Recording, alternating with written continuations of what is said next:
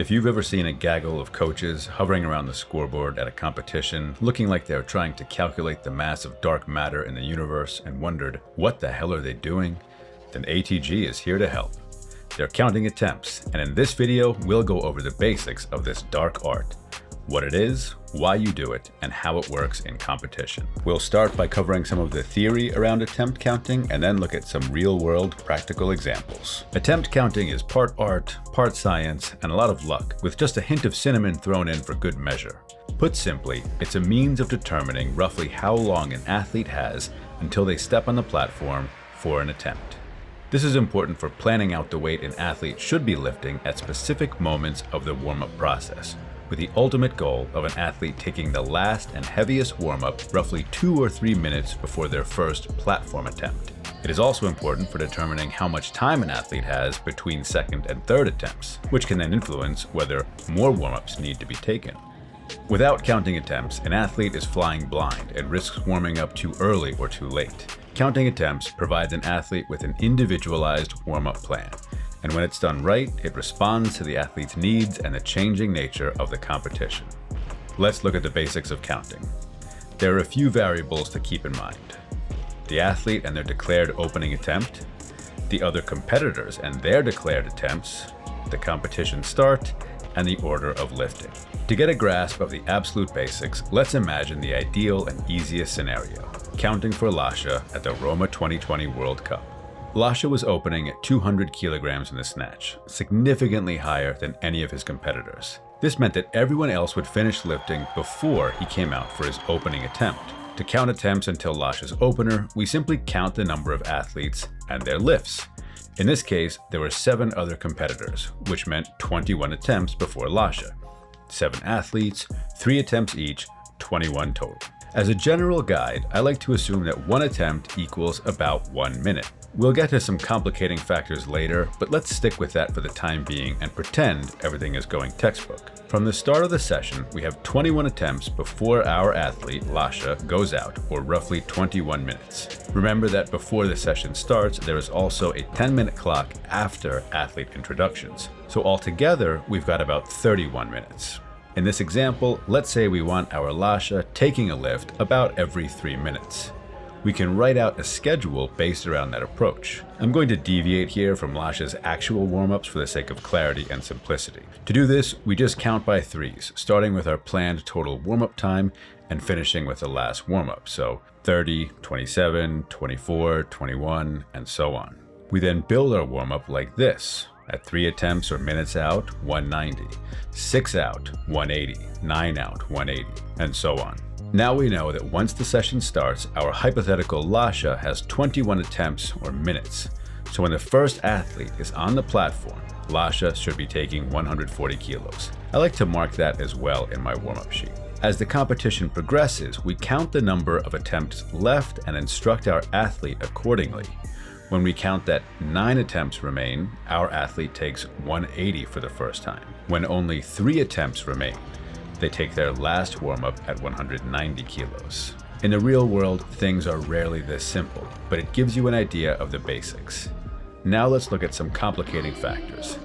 Athletes following themselves and misses. Athletes following themselves generally mean more than the usual 1 minute, 1 attempt rule. In these cases, athletes get 2 minutes, unless someone burns their clock, but let's ignore that for right now. And they may mess with the clock in an effort to buy more time. It won't always be obvious, but sometimes you can tell that an athlete is enough of an outlier, starting very high or very low, for example, that they'll be following themselves. In this case, it's a good idea to count their attempts as about 2 minutes. If we look at our hypothetical Lasha count and compare it to reality, we can see that our basic count of 21 attempts is off by a bit. Lasha had about 26 minutes from the start of competition to his opener. But by redoing our count and factoring in the fact that 1 or 2 athletes would likely follow themselves, we would get a much more accurate count of roughly 23 to 25 minutes to go from the start of the session. This is why it's so important to gauge just when and how often an athlete might be following themselves. Missed attempts also change counting, because it might cause an athlete to unexpectedly follow themselves. In this case, it's up to the coach to figure out if the timing is affected. While one missed lift won't throw things off, a series of misses by one or more competitors, which happens, I'm looking at you men's 85 session in 2016 Nationals, can significantly alter the time an athlete has before their opening lift. If this happens early in the session, well before your athlete is set to open, you can have them repeat light weights. If it happens later, you may need to consider stretching rest times or carefully adding warm-ups while balancing the need to keep the athlete from doing too much work at heavier percentages. Those are the basics of counting down to an opening attempt. But what if you're not Lasha, and your athlete's opener is in the mix with the rest of the hoi polloi? The basic principles still apply, but it gets more challenging. You will also likely have to add warm-ups on a 3-minute timer before the session starts. And if an athlete starts very early in the session, or is the first lifter, your whole warm-up has to be timed out using the clock and/or a timer or stopwatch rather than via platform lifts. But I digress. Let's say our athlete is opening at 170 in Lasha's session. Here's one way to approach it. First, figure out all the attempts that can be automatically counted. 2 athletes are opening pretty far from our weight, one at 145 and one at 150, and we can assume they'll be done with all 3 lifts before we start. So that's 6 attempts right away. Then we've got 2 athletes opening below 170. One at 163 and one at 165. That gives us another 2 for a total of 8 attempts. But now it gets fuzzy. What about second attempts? For the athlete opening at 163, I would assume a second attempt in the range of 166 to 168. Meaning before our athlete's opener. That gives us 9. The athlete opening at 165 is less clear. If we assume a 3 to 5 kilo jump, that gives 168 to 170, meaning they either go before our athlete with 168 or after with 170. The rules for the order of lifting call for the lowest attempt number first. That is, a first attempt goes before a second attempt. Based on all of this, our athlete is roughly 10 or 11 attempts or minutes out at the start of the competition. That little bit of uncertainty is where the art and science of counting really mix. As a coach, you need to figure out if you can refine that count. For example, do you know if the last athlete regularly takes jumps of a certain amount before first and second attempts, while also responding to the rapidly changing nature of the competition? This last point is why coaches are constantly running back and forth to check the board. The count is only valid for a short period of time after it's completed. As the competition progresses, the count can change. Some athletes will change their openers. Athletes miss and bomb out. Athletes withdraw. Some lifters will take huge jumps and others will take much smaller jumps than anticipated, and on and on. Your job as a coach is to be aware of these events and make sure your athlete is always as close to schedule as possible. And if it all goes out the window, you need to be flexible to figure out a new schedule. If, for example, an athlete withdraws without taking any lifts on the platform, it means you've lost 3 attempts. Valuable time gone. Conversely, an athlete following themselves and bombing out can easily add 5 minutes or more to your warm-up, which is also not ideal, especially if it's happening shortly before your athlete is scheduled to take their opener and you've just finished their warm-ups. Experienced coaches know to plan for and respond to this in a way that keeps their athlete on track for success. I assure you, everything will happen.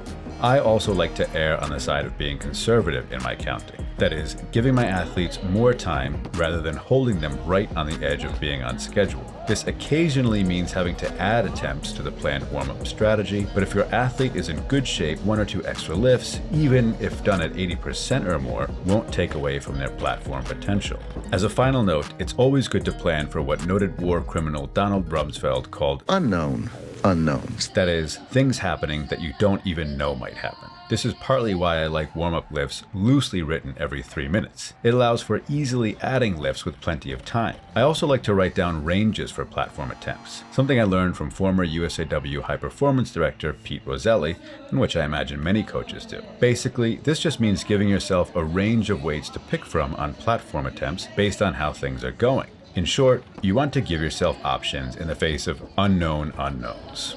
Here's an example of an actual warm-up sheet that I used at the Youth Nationals in 2019, and you can see, luckily, things went according to schedule for most of our warm-ups. I noted where the competition would start, and then gave myself a range on the athlete's 3 attempts, and because the warm-ups were going well, I went with the higher numbers in that range. In the clean and jerk, you can see we took fewer warm-ups. That was based on how we trained. I also gave myself a couple options in the 35 to 45 range. So the competition started and I knew the athlete had to be around 35. Next would be 40 and then 45 and 48. But if we were short on time, we could jump to 42 and then right to 48. Because my athlete had trained making those jumps, I knew she was ready for it if needed. As it went, we were able to do all of those lifts and stick to the original plan, but it felt good to have that in my back pocket if needed. And that's it. There you have the basics of counting. With any luck, this cleared up some things about attempt counting and provided a primer for doing it in the real world. The best way to learn is by doing this over and over, ideally under and alongside a more experienced coach. Alternatively, when you're watching weightlifting, try to follow along by counting down attempts for your favorite athlete. As always, thank you all for your support, and thank you especially to our Patreon supporters. If you want more videos like this, including exclusive footage of top athletes training and warming up, head over to Patreon and become a supporter. Thank you all again, and see you next time.